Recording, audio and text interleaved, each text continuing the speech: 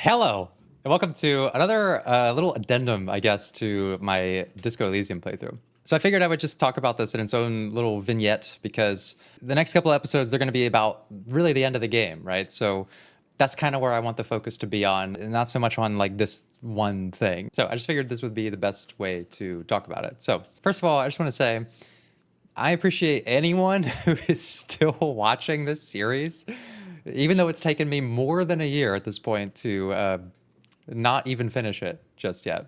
You know, I don't take that investment for granted. That's a really special thing. And so, if there's parts of the playthrough, some of the decisions that I make that are somewhat disappointing to you, like I'm not gonna sit here and try to tell you why you shouldn't be disappointed about them. That's not really my goal. I actually just want to talk about why I personally am not disappointed in how the playthrough has worked out. I mean, maybe there's a couple of things that I would change, but I guess like this specifically, I'm okay with where things have landed. And I guess I just want to share a little bit about why, because I think it's an interesting part of the discussion around choice-based games and people's different approaches to them. By the way, if I sound like a little sick, yeah, I am sort of coming down with something, so I apologize for that. But one thing that I think is super interesting about this specific dynamic, like a streamer playing a game for an audience who has already finished the game, maybe several times over, is in my mind, I see moments like this where there's an outcome that may have even been appropriate for the playthrough that someone watching it can get disappointed in. I'm actually not capable of being disappointed because I don't know the alternative. Like from my frame of reference, if I didn't have people in the comment section saying to me, hey, actually this really cool thing happens if you follow the necktie, I would have no idea that something cool happens. I just would have continued on playing it and probably not have revisited it, not looked it up on YouTube. And so I would have no reason to think that something better would have come out of it, right? So that's one of the reasons why I try to just not really regret any of the choices that I made. It only even enters my mind because people will say, hey, actually, you know what you did kills Clausia. And I'm like, no, I didn't know that. I actually would have no way to know that. And now that I know that, okay, I could sit here and say, wow, I wish I would have chosen something different, but I didn't.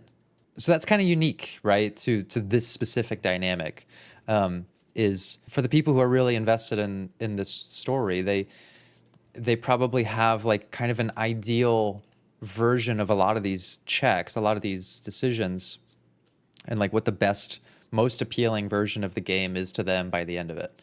And I guess I just have like a different view, like especially the way I have been trying to play this, and it feels kind of wild to be talking about this like 70 episodes in, that like my fundamental view on the series still needs a little bit of clarification sometimes.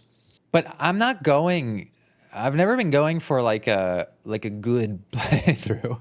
Like sure, there are times where I'm like, oh, I want to get like the best result I can, but in no way am I like striving for most optimal outcomes.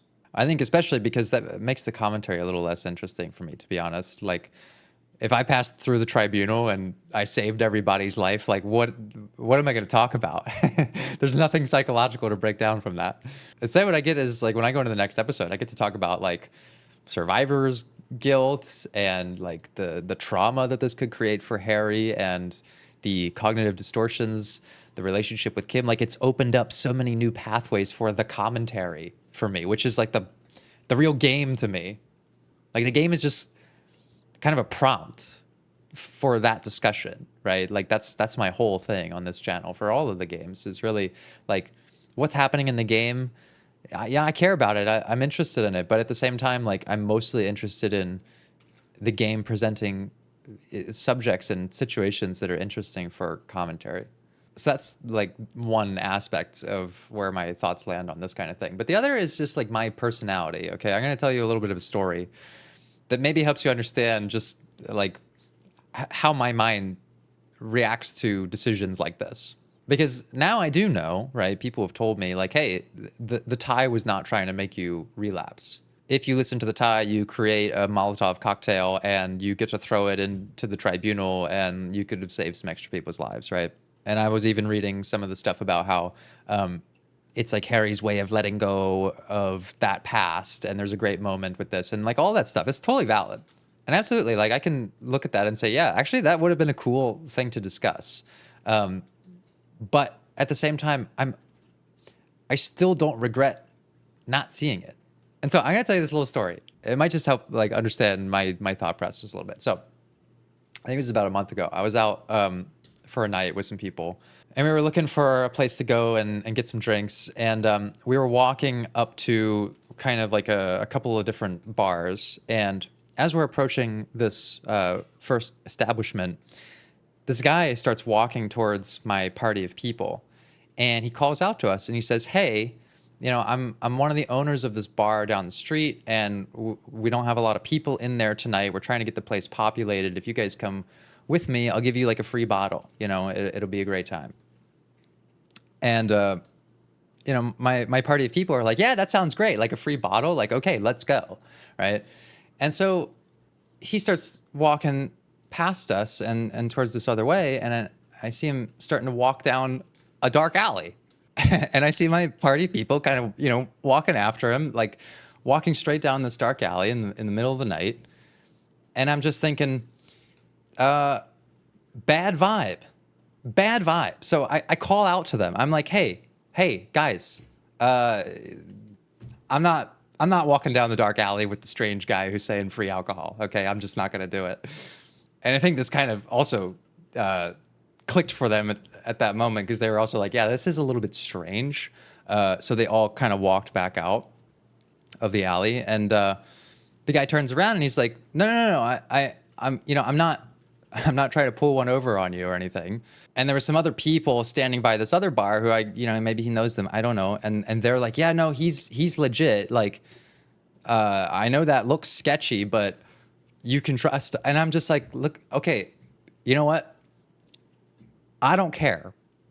I don't care if all of that would have worked out exactly as you said. Like, that's the decision I'm making. I don't feel comfortable with it. I'm not feeling a good vibe, like walking down the alley with the stranger. And maybe there's like a better version of the night if I go down that alley and there's free alcohol, and like, who knows what could happen. But also, like, I'm satisfied with the choice I'm making right now. And then the people I was with there, they were kind of like, man, like, I'm sure it would have been fine. We can handle ourselves and whatever. And I'm like, look, you can make the decision for yourself, okay? I'm just telling you what I'm doing. Do what you like. But I do not have a good feeling, so I'm not going to do it. And so we didn't. And like, maybe there's a idea in someone's mind for the rest of the night that like, oh, things could have been better. There's a better version of this night that we're like missing out on. And so like, we're sitting with some kind of disappointment now about like what could have been. But like, that's just my belief, right? Like, I made the decision with the information that I had at the moment and based on the intuition I had, which was like not a comfortable one. And even if everything would have worked out a better way, I'm not disappointed in that choice. And I did not go through the rest of the night like wishing something else. Like, I had a good time anyways without that, right? And I kind of see it the same way, where it's like, okay, someone came to me and said like, oh no, you have it wrong. That guy wasn't going to rob you or do whatever in that dark alley. Like, he's legit. I'm looking at this situation. It's like, oh, you got it wrong. The tie wasn't going to make you relapse. Something else would have happened. Something you maybe would have liked. But I still sit with it and I'm like, oh, that's great. That's a totally fair read on the situation. But like, I don't really want to live with a ton of regrets about like better, more optimal decisions that I could have made. I'm pretty at peace with the one I made, even if it wasn't the best one. It was based on what I felt was the right thing to do at the time. And maybe it was wrong. Maybe it was based on the wrong information, but I'm okay with it. I'm really not disappointed in it at all. There's been a couple of times where I've done a bit of save scumming in the playthrough, but they've really just been to like pass a couple of checks. I've not really been interested in doing it to like go back on a decision, because I just don't know if that's in the spirit of one, my life, but also like in the game, right? Because I look at that situation that I was in on that night out, and Yeah, I mean, Harry is in that situation. He was incorrect. I was incorrect about what the bottle of spirits was for. He made a decision that got him into trouble. You know, it could have potentially saved some people's lives. But like, we do that. We don't make the best decisions because our gut tells us one thing. My gut said that like engaging with this bottle is a bad idea, even if that's not exactly how it would have happened. Like that was my impression of it. And so I don't regret the decision. I really don't. But I really respect and understand if like you were hoping to see me make that choice because that's your favorite scene. Like I totally get that. I struggle a little bit with like this really long choice-based game because obviously I'm invested in like making the best content, best series for everybody. But yeah, there's no way for me to really satisfy every wish on every angle from every decision for everybody, unfortunately.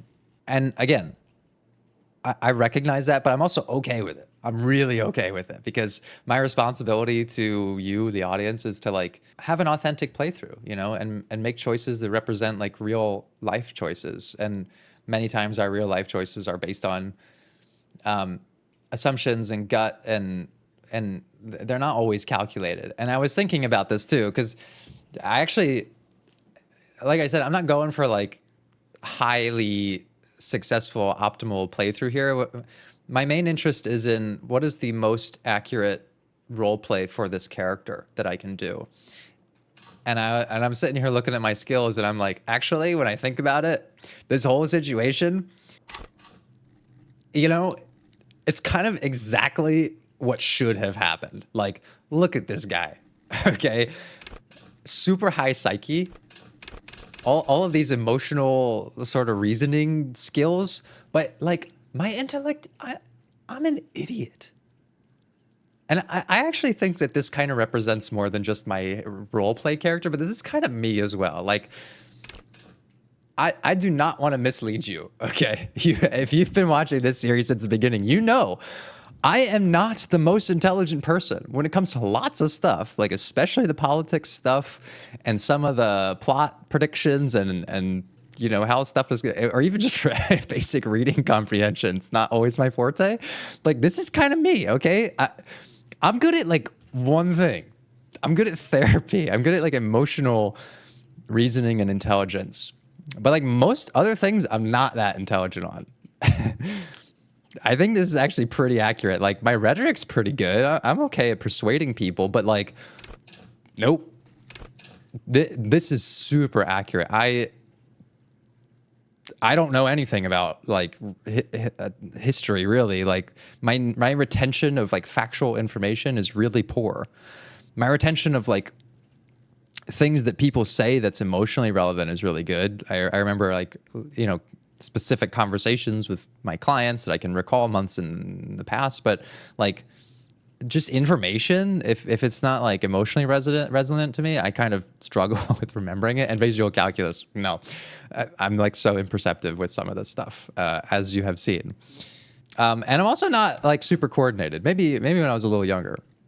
And when I look at this and I think of the tribunal, and I'm like, yeah, dude, the outcome that we got is so appropriate. Like we hesitated hard. I hesitated to the point that I got Elizabeth killed and Titus killed and all these people who didn't have to die because we were hoping we could sort of psycho reason our way out of it.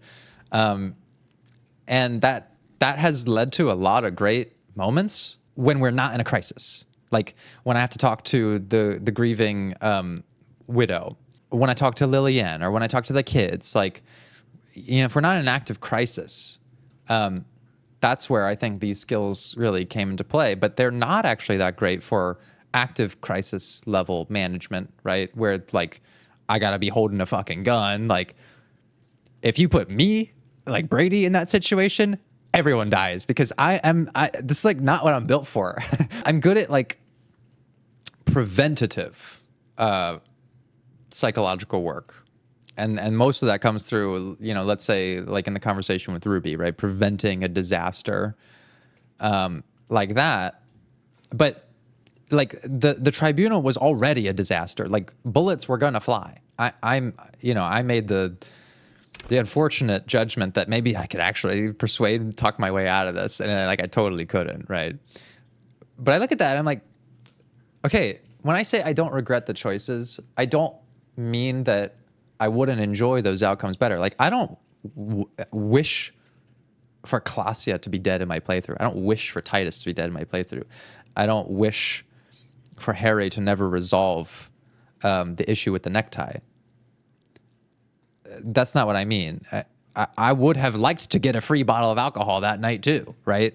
It's not that I don't want those things, but what I'm saying is that I don't regret my decision that prevents me from having them. Like I'm okay with not having them because I can't go back and insert the information into my head and give myself better like prejudgment. I just can't do it.